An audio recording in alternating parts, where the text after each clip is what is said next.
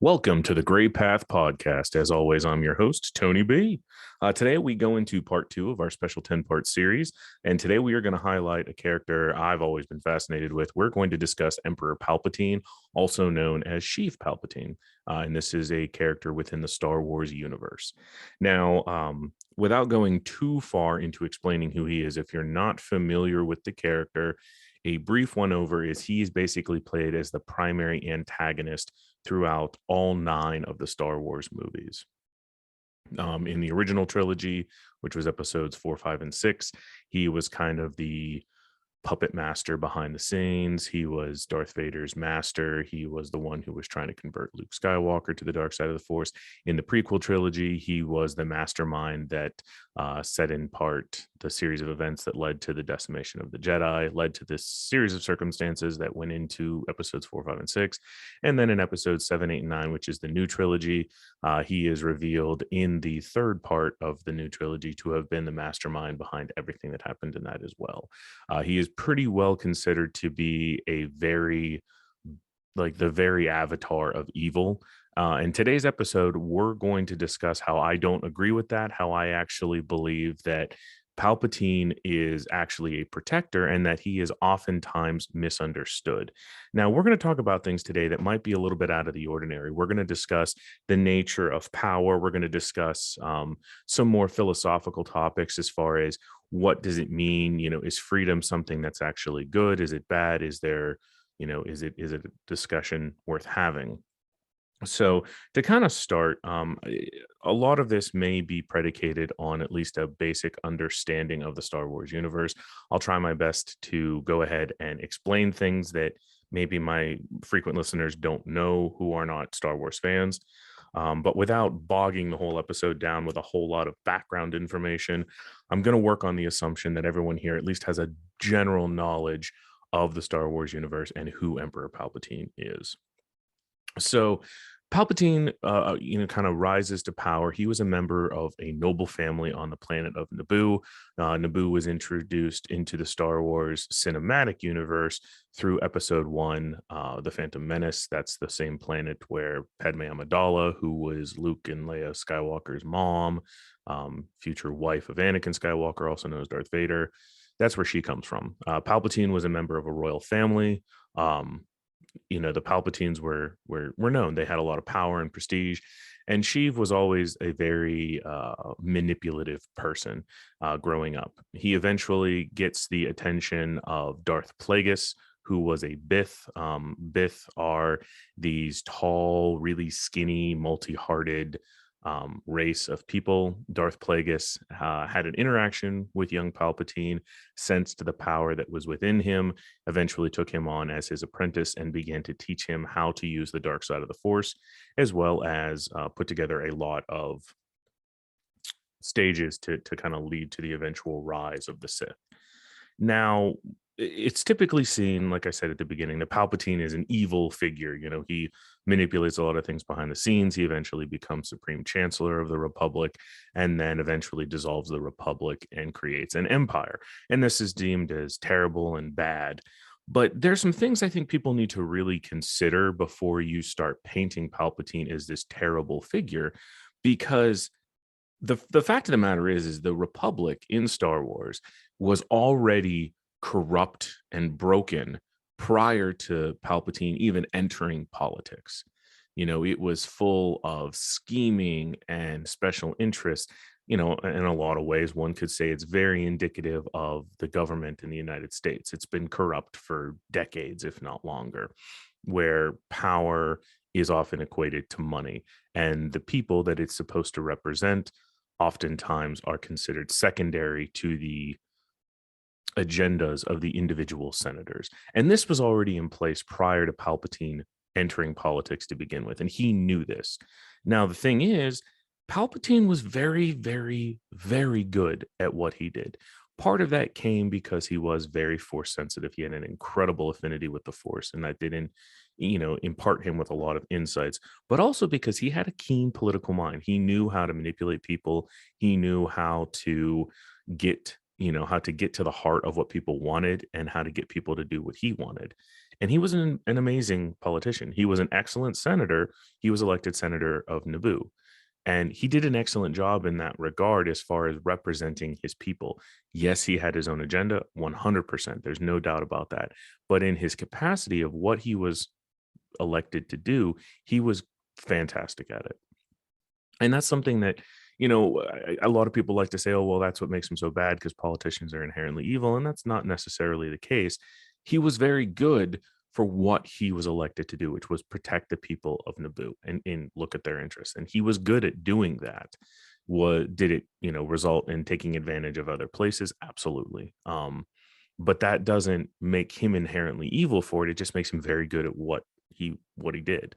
I mean, he entered a system which was already corrupt and broken.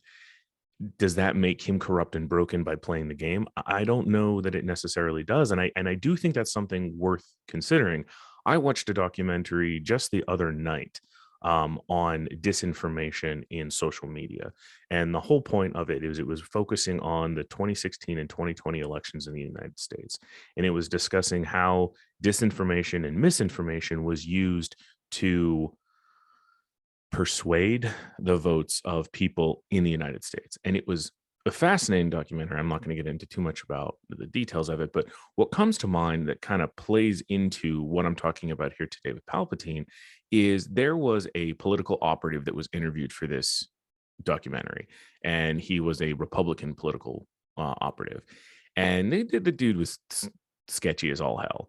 But one of the things he talked about was this concept of fake news, which is a big buzzword for like the last 4 or 5 years now in the United States.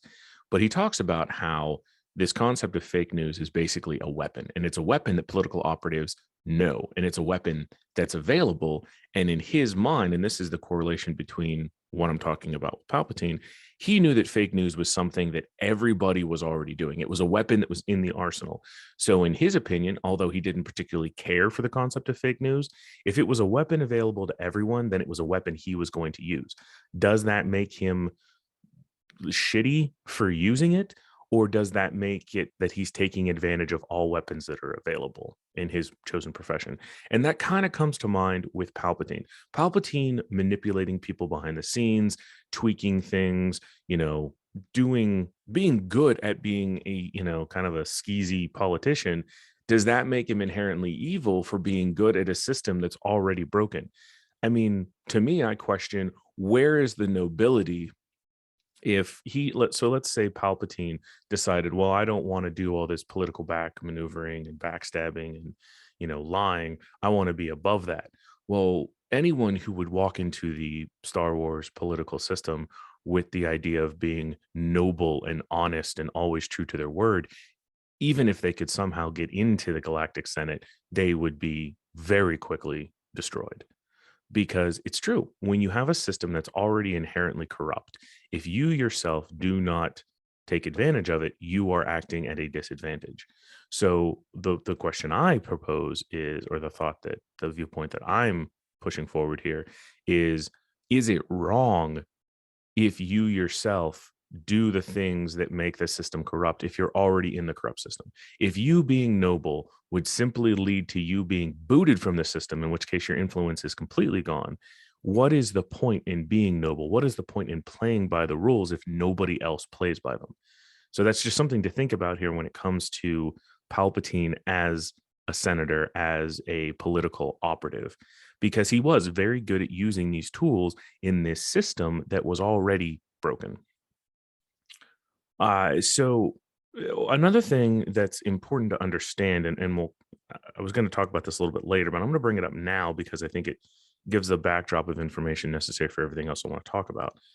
What a lot of people don't know, people who don't read the expanded universe, people who just watch the movies, is they're ultimately Palpatine coming to power and becoming Emperor Palpatine, creating the Empire, creating the Death Star, doing all of these things that he did. It's revealed in the expanded universe that Palpatine foresaw a threat that nobody else foresaw. And that was a race of extragalactic beings, meaning beings from outside of the Star Wars galaxy. Because, of course, the Star Wars takes place in a galaxy, but that galaxy is one part of a larger universe. Well, there's an extragalactic race called the Vong, or it's like the Yuzu Vong.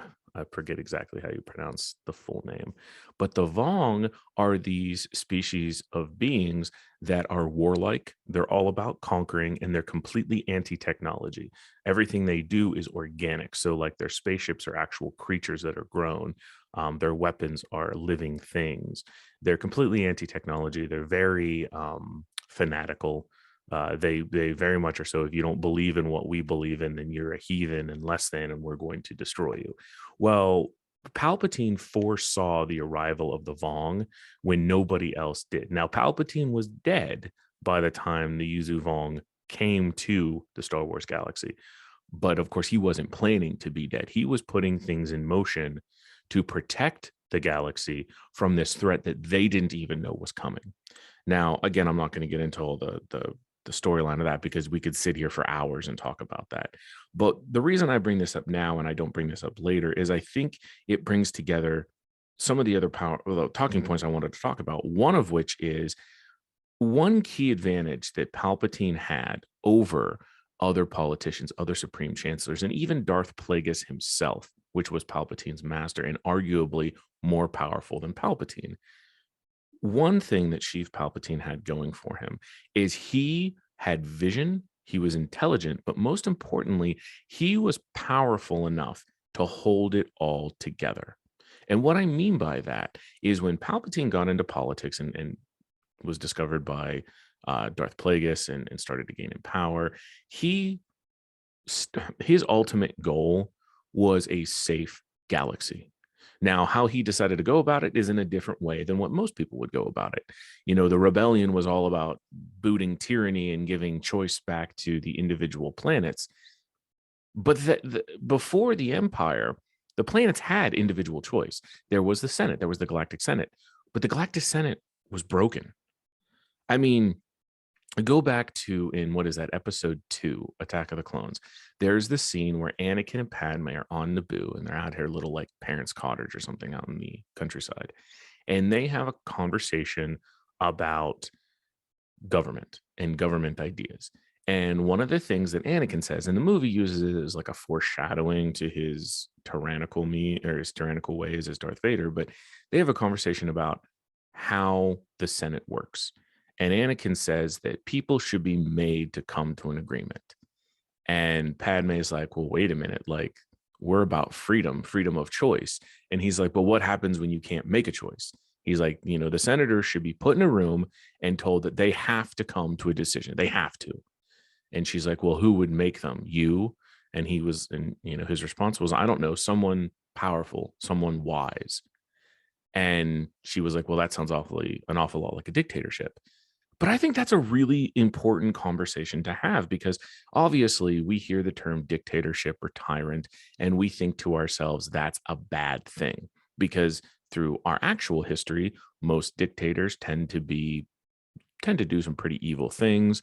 Most tyrants tend to do pretty evil things, and concentrating all the power in one person is a sticky situation, to put it mildly. But within the context of the Star Wars galaxy, I'm not entirely certain that that's a bad thing. So Palpatine, yeah, he did some evil shit. Absolutely. You know, he exterminated the Jedi, which in a few weeks we're going to talk about the Jedi and we're going to talk about why he was not necessarily wrong to destroy the Jedi. We're going to look at the dark side of the Jedi Order, but that's an episode for a few weeks from now.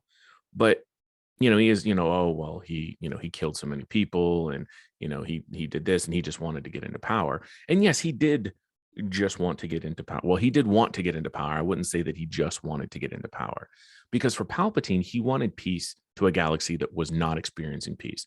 They had an incredibly corrupt Senate where all of the special interests and the people were getting downtrodden and pressed upon, and power basically rested upon the people who would finance the campaigns of the senators. And he saw this and he realized this was a broken system and it would never work. So when he gets into power, when he becomes Supreme Chancellor, he's still stuck with the whims of the senators. And of course, he orchestrates the Clone Wars behind the scenes as a way to instill more and more emergency powers into his office and kind of circumvent the power of the Senate. And then eventually at the end of the Clone Wars, he declares that the Republic is over and it's an empire now. and that he's going to, with him at the top, and then he's going to instill like regional governors and stuff and a different structure to the way things were being done because the Senate wasn't working. So this system of government that Palpatine installs, this empire, if you will, it positions him at the top as basically the supreme authority. And then he delegates down to regional governors. And then, of course, there's local governments, and the local governments answer to the regional government, and the regional government answers to the emperor himself. But at the end, it was all funneled up to this central point, which is where Palpatine was. And that could be a very corrupt way of doing things, because what happens if you get someone weak? What happens if you get someone who can be manipulated at the top? But that's not what happened. You had Palpatine at the top of it, who was arguably the single most powerful figure in the Star Wars universe for most of the time that he is alive. He had vision. He knew things that other people did not know, because he could see things through the Force. He had access to information that other people didn't. He was powerful enough not to be overseated. If someone would have tried a coup on him, he could have crushed them, because not only was he individually powerful, but he was also, I guess you could call it a form of wisdom. He was very intelligent. So with what was going on and what was to come, this Vong invasion, he, in a lot of ways, Palpatine doing what he didn't do it because he wanted to kill all life in the galaxy. That was not his goal. He wasn't looking to necessarily enslave people, but what he wanted was a galaxy where peace, for the most part, could be achieved. And for him, peace was achieved by the powerful taking control, by the strong ruling. They can force peace upon people who would necessarily be warlike. Now, obviously, yes, there are pros and there are cons to having a strong central leader. What happens if that strong central leader is evil? So on and so forth. Then we see a lot of like what happens in Central America and Africa. We see these warlords, and they're just fucking terrible. And yes, Palpatine was not exactly the most kind-hearted and good, but he was working off a central vision, and that vision was to allow for peace. So, I mean, obviously, as humans and Americans and stuff, so I'm assuming most people listening here are American. We, of course, always think to ourselves, dictator bad, strong central leader bad. I don't know. I really think it's something that individually we should sit down and we should think about, because is freedom true freedom? Like the true freedom that everyone likes to pretend that like the US has, which it doesn't. Sorry to break it to you. We don't. But this concept of true freedom, is it really a good thing? And that's another thing I started thinking about. Prior to Palpatine's creation of the Empire and his rise to a strong central figure, the galaxy had the Supreme Chancellor, who was basically at the whim of the Senate, but the Senate itself was corrupt and subject to the special interests, subject to questionable families and people that were using their political affiliations and such to get into the senatorial positions. And this quote unquote freedom that they had often led to suffering and war, where if you put in a strong central leader who has incredible power, who has vision, who has at least peace at mind, if he can put, or he or she or it, if this strong central leader has the ability to prevent war from occurring by forcing peace. And that's the thing. You couldn't just sit down, whip out a banjo, sing Kumbaya, and let everybody get along. That's just not the way it was going to work. It was going to take a radical change to go from the republic that existed to the empire that existed. One of the things that the expanded universe really discusses that the movies don't, although I will say that The Mandalorian has kind of started to scratch the surface on, is after the death of Palpatine in the movies, before he comes back later on. When he dies, the empire basically begins its slow implosion upon itself, because when he dies, all of the regional governors and such basically vied for power to try to get back to that strong central leader. The problem being None of those fucking people were Palpatine. None of those people had vision. None of those people had the ability to see the Force. And none of those people were powerful enough on their own to hold off all of the usurpers. So it really kind of fell apart. But one of the things that they talk about, extensively in the expanded universe is they talk about the state of the galaxy after the Empire began to crumble, because there was the Imperial remnant that kind of stuck around for a while, which was sections of the Empire, people who wanted to see the Empire come back. And of course, then there was the New Republic, which was the new government that was put into place by Princess Leia. And they wanted to recreate the Republic. And one of the really interesting social things that they talk about is about how the people who were part of the Imperial remnant, they wanted to see the Empire come back, because when the Empire was there, people, well, first of all, war didn't really exist anymore, except for the rebellion. There was no war when the Empire was in control.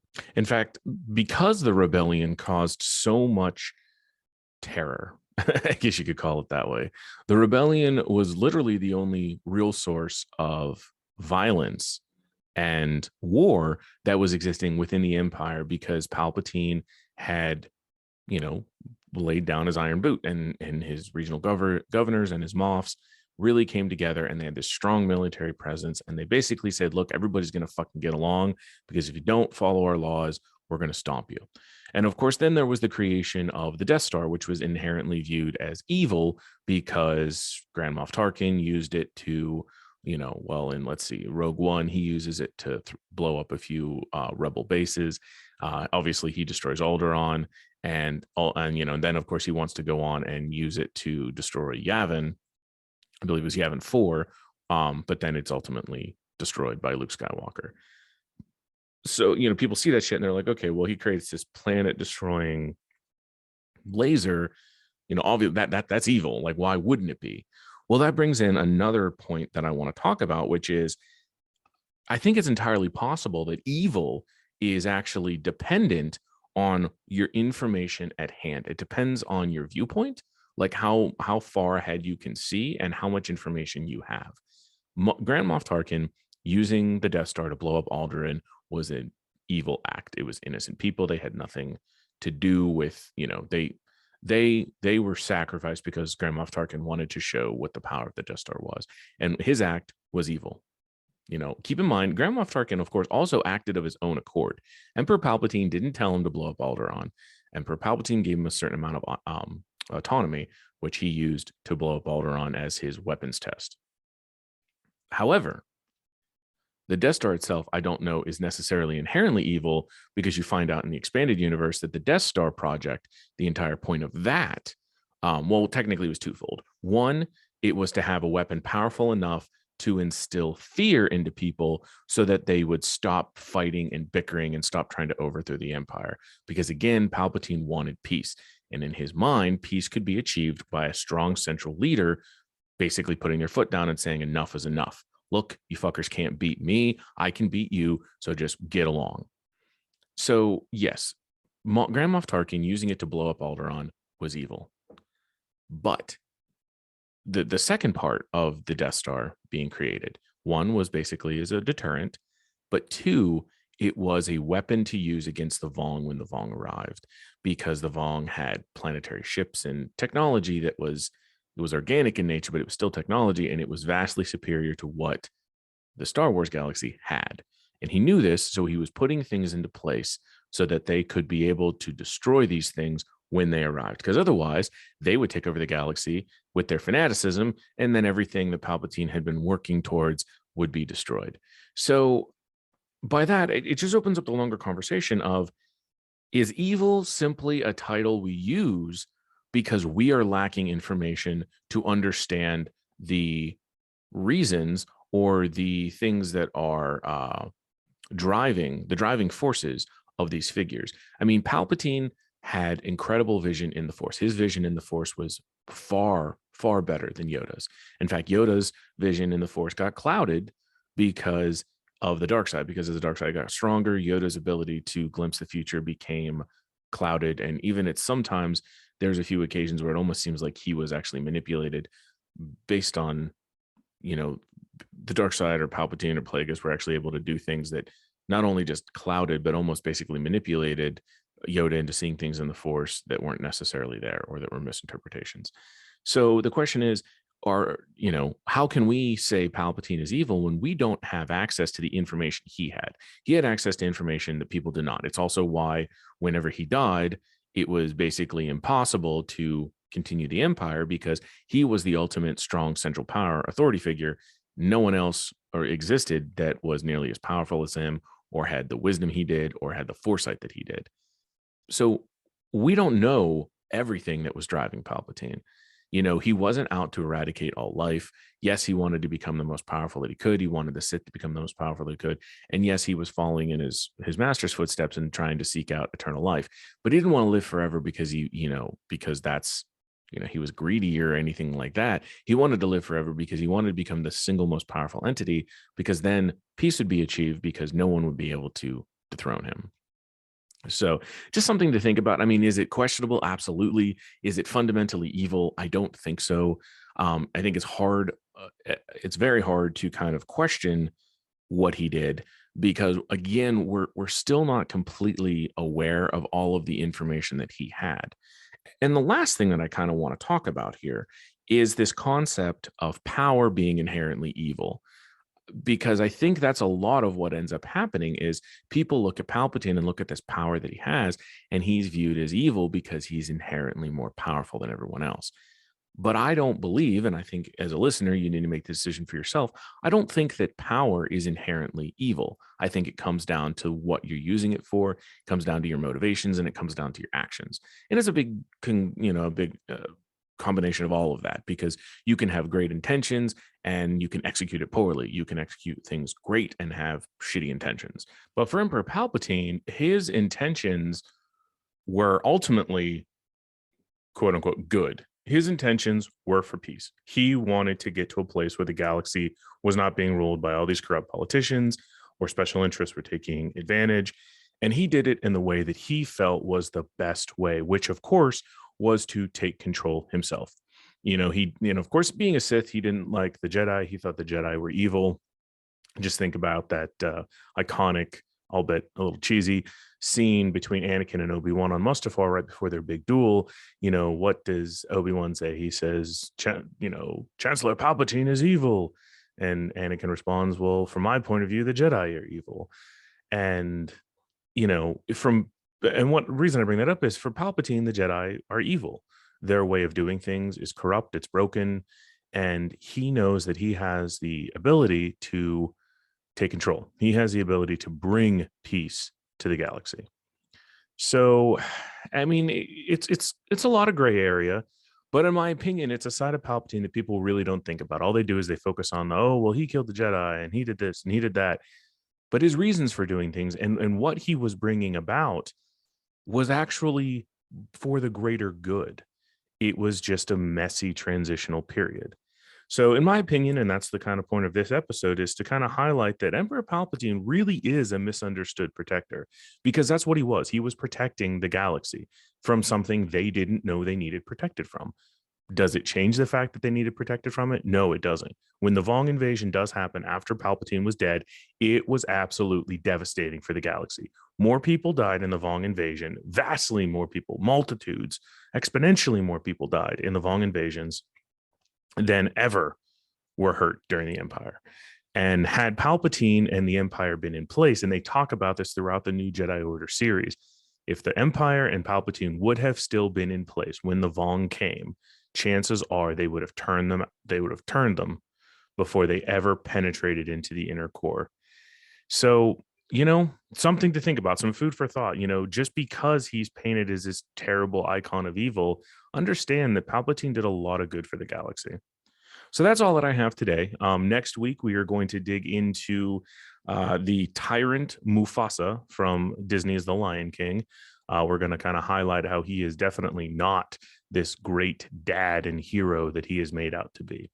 So as always, I'm Tony B, and you all be safe out there.